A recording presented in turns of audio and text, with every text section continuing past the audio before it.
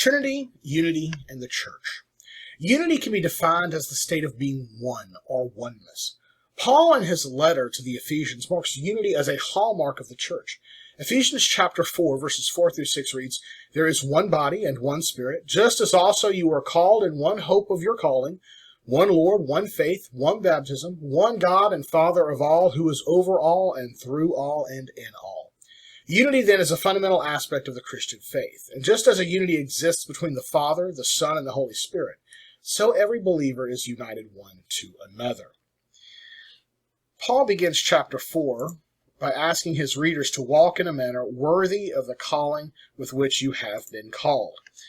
Ephesians 4:1. In verses 2 and 3, he describes that walk, ending with instruction to preserve the unity of the Spirit in the bond of peace.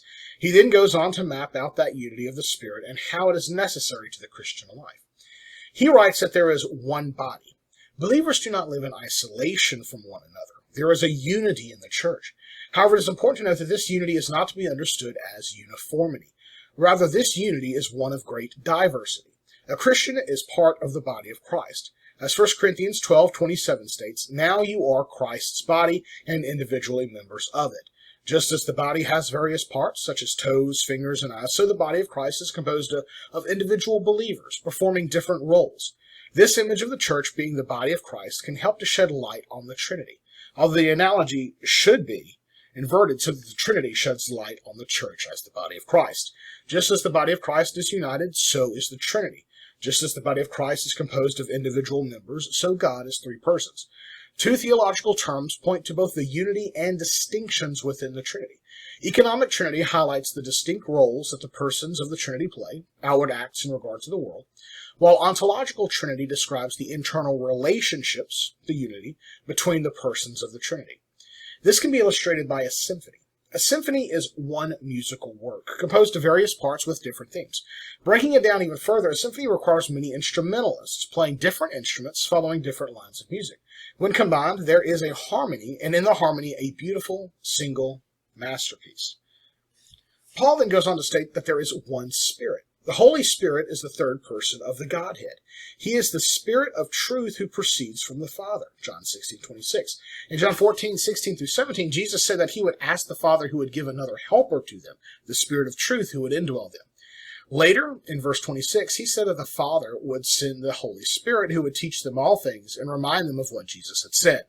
In John 15:26 through 27, he continued with another promise of the Holy Spirit, whom he said would testify to them about him. This is accomplished by the guiding of the disciples into all truth and by glorifying Jesus. The Spirit's function is to reveal the Son, thus revealing the Father. Now, Paul goes on in verse 4, "Just as also you were called in one hope of your calling." The Christian has been called. This calling involves placing one's faith in Jesus Christ. The calling does not just demand action. There is hope in this calling as well. It is through Jesus that we both have our access in one Spirit to the Father, according to Ephesians 2:18. The hope, according to 1 Peter 1:3-4, is a living hope through the resurrection of Jesus Christ from the dead to obtain an inheritance which is imperishable and undefiled and will not fade away. This inheritance of which Peter writes refers to the eternal life that is promised to each believer who places faith in Jesus Christ, Romans 6:23. This hope is one that lasts. It is an anchor of the soul, a hope both sure and steadfast, Hebrews 6:19. One Lord, one faith, one baptism. Jesus Christ is Lord. The title Lord is given to him in several places throughout the New Testament, twice even in the first chapter of Ephesians 1, verses 2 and 3. This title indicates that Christ is deity, that he has power, and that he is the sovereign king. Paul here in verse 5 writes that there is one Lord. He echoes the Shema that was set forth in the Old Testament. "Hear, O Israel, the Lord is our God, the Lord is one," Deuteronomy 6:4. Israel was to worship no other gods but the Lord God, Yahweh. This idea was so important that it was placed in the first two of the Ten Commandments in Deuteronomy 5, verses 7 through 10. It is also in this statement that there is one Lord, that the Trinity is shown to be not just three distinct persons, but united as one. Jesus does not stand in Lord as in juxtaposition to God the Father. Rather, they are united in their identity. Jesus states in John 10:31 that he and the Father are one. The idea in that passage is that Jesus and the Father are unified, or united, in essence. Just as the Spirit proceeds from God, the Son is begotten of the Father, John 1:14 and 3:16. This unity can also be seen in Paul's first letter to the Corinthians, where he states that there is but one God, the Father, from whom are all things, and we exist for him, and one Lord Jesus Christ, by whom are all things, and we exist through him. 1 Corinthians 8:6. It was by Jesus all things were created, and as part of creation, mankind was not only created by him, but is continually sustained through him. Man's existence also springs from the Father and is for the Father. Thus, it can be stated that the Trinity is essential to understanding man. It can also be stated that man's salvation is tied up in the Trinity. As previously stated, one of the great hopes of Christianity is that the believer has access to the Father in heaven through his Son, Jesus Christ, in the Holy Spirit, Ephesians 2:18. Jesus is the only way that the Father can be accessed, John 14:6. A relationship with Jesus necessarily entails the reception of the Holy Spirit, John chapter 20, verses 21 and 22. This reception of the Spirit is how the Christian not only becomes a participant in the faith, but also partakes of God the Father, 2 Peter 1:4. Paul goes on to write in verse 5 that there is one faith. As there is only one Lord, there can also be only one faith. And that faith is wrapped up in Christ, who is its source and completion, Hebrews 12:2. Jude urges his readers to contend for the faith which was once for all handed down to the saints. Only through faith in Jesus Christ can one be justified, according to Romans 5:1. Faith consists of belief, and it calls for a response. Romans 10:9 states that if you confess your mouth with Jesus as Lord and believe in your heart that God raised him from the dead, you will be saved. Verse 8 of that same chapter says that this is the message that Paul and his associates were preaching. Religious systems do not provide life. The Christian faith, however, is not merely a set of beliefs and doctrines, but it offers a relationship with Christ, and as such demands a life devoted to him.